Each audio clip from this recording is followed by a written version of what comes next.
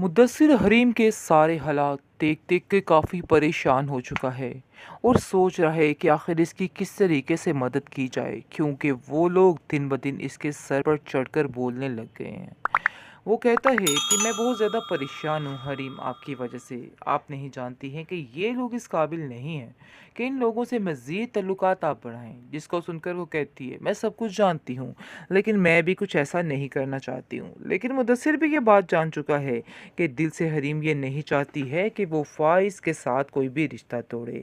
और एक कहकशा की खातिर वो ये काम नहीं करना चाहती है, क्योंकि वो जानती है कि फ़ाइज़ जो है गलतफ़हमी का शिकार है और उसको सिर्फ़ और सिर्फ़ कहकशा ने जो दिखाया है वही वो देख रहा है, इसके अलावा कुछ भी नहीं देख रहा।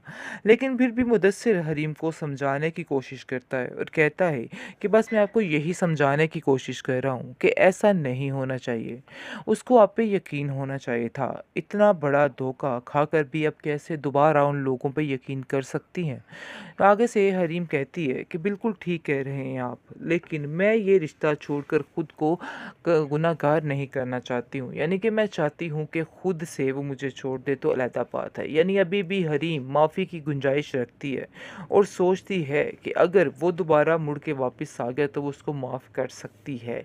इस बात का उसने ज़िक्र कर दिया है मुदस्सिर के साथ, और मुदस्सिर जो है वो देखकर हैरान होता है और कहता है कि मैं आपकी दाद देता हूँ कि आखिर इतना स्टेमिना आपके पास कैसे आ गया, कैसे आप इतना बड़ा कदम उठा सकती हैं। ऐसे लोगों को तो इंसान सारी ज़िंदगी देखे भी ना, क्योंकि आप सब खुद कर सकती हैं। आपको तो इन जैसे लोगों की कोई ज़रूरत ही नहीं, लेकिन फिर भी आप ये बात ठान कर बैठी हुई हैं कि अभी भी आप उन लोगों को माफ़ कर देंगी और उन लोगों के बारे में जो कुछ भी है दिल से निकाल देंगी। वैसे मैं हैरान हो रहा हूँ आपको देख के। हरीम आगे से कहती है, खैर ये सब कुछ मुझे अपनी तरबियत से मिला है और मैंने यही सीखा है ज़िंदगी से कि इंसान को माफ़ कर देना ही बेहतर है, क्योंकि अगर हम दूसरों को माफ़ नहीं करेंगे तो हम पता नहीं कितने गुनहगार हैं, पता नहीं हमारी माफ़ी भी काबिल कबूल होगी या नहीं होगी। नहीं कर सकती हो। जिस पर कहकशा कहती है कि ये झूठ बोल रहा है, ये सिर्फ़ और सिर्फ़ हरीम के साथ मिला हुआ है, इसके अलावा और कुछ भी नहीं है। लेकिन जी आप देखेंगे कि वो कहता है कि मैं किसी के साथ नहीं मिला, मैं पहले भी कुछ नहीं किसी के साथ मिला था, लेकिन तुम्हारी बातों में आके मैंने उस औरत पर इल्ज़ाम लगाया जो बहुत ही नेक है। मुझे बहुत ज़्यादा अफ़सोस है कि मैंने ऐसा क्यों किया। चंद पैसों की खातिर अपना ज़मीर बेच दिया, अपने आप को बेच दिया। फ़ाइज़ कहता है कि मैं तुम्हारी बात का यकीन कैसे करूं? तुमने पहले भी इतने झूठ बोले, हो सकता है कि अब भी झूठ बोलते हो। लेकिन वो कहता है कि हाँ, तुम मेरी हालत देखो और तुम्हें खुद अंदाज़ा हो जाएगा कि झूठ बोलने वाले का अंजाम क्या होता है। ये देखो मेरा क्या हाल है। मैं सिर्फ़ और सिर्फ़ अपने खुदा से माफ़ी के लिए ये सब कुछ कह रहा है, और उससे पहले आप लोग मुझे माफ़ कर दो तो ये आप लोगों की मेहरबानी होगी।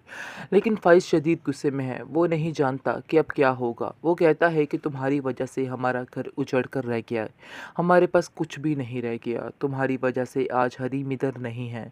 लेकिन वो अपनी माँ पर शदीद गुस्सा है, क्योंकि वो जानता है कि उसकी माँ ने बहुत गलत किया है और बहुत ज़्यादा ज़्यादती की है। लेकिन वो खामोशी से फिर इस चीज़ को बर्दाश्त कर लेगा और कहेगा कि मुझे यकीन ही नहीं था। मैं क्या करूं अब आप लोगों का हाल। जिस पर आप देखेंगे कि उसका बाप कहता है फ़ाइज़ का कि तुम अपनी माँ को माफ़ कर दो, तुम उसको छोड़ दो, क्योंकि वो तुम्हारे बगैर नहीं रह सकती और तुम्हारी लालच में ही तुम्हें अभी तक उसने सच नहीं बताया है। लेकिन अंदर ही अंदर से फ़ाइज़ को दिल में बहुत तकलीफ़ है इस बात की कि उसकी माँ ने उसके साथ बहुत बड़ा धोखा किया है। शायद ये धोखे का कभी भी कफ़ारा अदा ना कर पाए, क्योंकि वो बहुत ज़्यादा तकलीफ़ में आ चुका है अपनी माँ के इस रवैये की वजह से। लाइबा दिल ही दिल में फ़ैसला कर लेती है कि वो फ़ाइज़ और हरीम को मिलाकर ही दम लेगी, क्योंकि वो जानती है कि अगर ऐसा ना किया तो उसकी सारी ज़िंदगी दांव पर लग सकती है, बल्कि लग चुकी है। और ये सब कुछ इस वजह से ही हुआ है क्योंकि उसकी माँ ने सबकी ज़िंदगी अजीरन कर रखी थी और वो समझती है कि ये उस चीज़ की ही सज़ा है।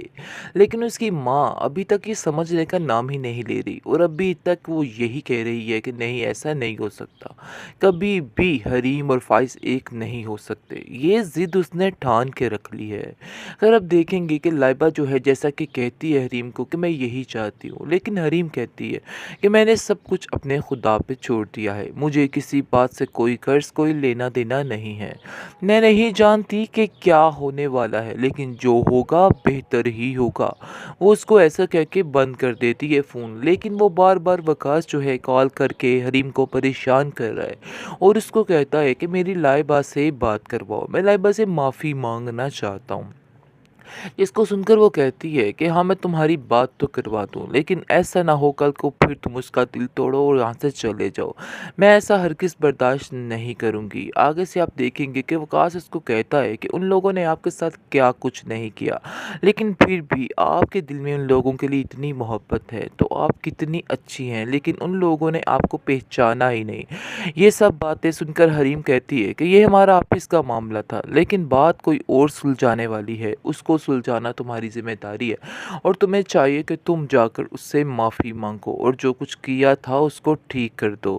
آگے سے آپ دیکھیں گے کہ وکاس کی یہ ساری باتیں بتاتی ہے لائبہ کو، اور لائبہ کو کہتی ہے کہ تم سے ملنا چاہ رہا ہے وکاس، اور کہتا ہے کہ میں ساری باتیں کلیئر کرنا چاہتا ہوں۔ لائبہ جو ہے وہ کہتی ہے ہاں ٹھیک ہے، میں اس چیز کی حامی بڑھتی ہوں، ایسا ہی کرنا چاہیے۔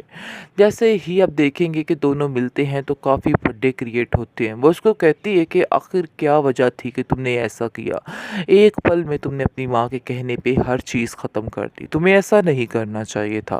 آگے سے وہ کہتا ہے کہ میں اس غلطی کا کفارہ ادا کرنا چاہتا ہوں اور سب کچھ ٹھیک کر دوں گا، تمہیں پریشان ہونے کی کوئی ضرورت نہیں۔ وہ اس کو کافی تسلی دیتا ہوا نظر آ رہا ہے اور کہتا ہے کہ تم بالکل فکر مت کرو، سب کچھ ٹھیک ہو جائے گا۔ یہ بات سن کر وہ بہت زیادہ خوش ہوتی ہے اور وہاں سے چلی جاتی ہے۔ دوسری طرف اس کا زخم جو ہے ناصر کا دن بدن مزید خراب ہوتا جا رہا ہے، اس کی حالت بگڑتی جا رہی ہے۔ حسنہ تو جیسے جان چکی ہے، وہ اس کو کہتی ہے کہ اصل وجہ یہ ہے کہ تم نے جو بیج بویا تھا آج وہی کاٹ رہے ہو، تم نے جو کچھ کیا تھا حریم کے ساتھ یہ سب کچھ تمہارے آگے آ رہی ہیں۔ کاش تمہیں ان باتوں کی سمجھ آ جاتی تو بہت اچھا ہو جاتا، مجھے یقین ہے کہ ابھی بھی تم سب کچھ ٹھیک کر لو گے۔ سب کو جا کر بتاؤ حریم کی حقیقت کہ حریم نے ایسا کچھ بھی نہیں کیا، پھر جا کر تمہارا دل کا بوجھ جو ہے وہ ہلکا ہو سکتا ہے، ورنہ کچھ بھی نہیں ہونے والا ہے۔ جس کو سن کر وہ آپ دیکھیں گے کہ ناصر کہتا ہے ہاں یہ بات تو ہے، میں بھی یہی چاہتا ہوں کہ اب ساری چیزیں کھول کر سامنے لے آؤں، کیونکہ میں بھی اس تکلیف سے تنگ آ چکا ہوں اور مجھے یقین ہے کہ یہ سارا کچھ اسی بات کا نتیجہ ہے کہ جو کچھ میں نے کیا ہے، اور آج مجھے اس چیز کا احساس بھی ہو رہا ہے۔ میں جا کر ساری بات بتاؤں گا، چاہے جو مرضی ہو جائے، اپنی جان پر کھیل کر یہ سب کچھ بتا دوں گا۔ آگے سے حسنہ بہت خوش ہوتی ہے اور کہتی ہے ہاں تمہیں ایسا ہی کرنا ہے، کیونکہ وہ اب چاہتی ہے کہ یہ سارے جو اس پہ سیاپے پڑ چکے ہیں وہ ختم ہو جائیں۔ وہ بھی تنگ آ چکی ہے ان لوگوں سے، کیونکہ جب کہ وہ آئی ہے اس گھر میں اس کو صرف اور صرف تکلیفیں ہی ملی ہے، تکلیفوں کے علاوہ اس لڑکی نے کچھ بھی یہاں پہ نہیں جھیلا ہے۔ اس لیے اب وہ چاہتی ہے کہ بس یہ انسان بھی معافی مانگ لے تاکہ اس کو بھی کوئی سکون کی موت آ سکے۔ یہ بات وہ اس کو بار بار سمجھانے کی کوشش بھی کر رہی ہے۔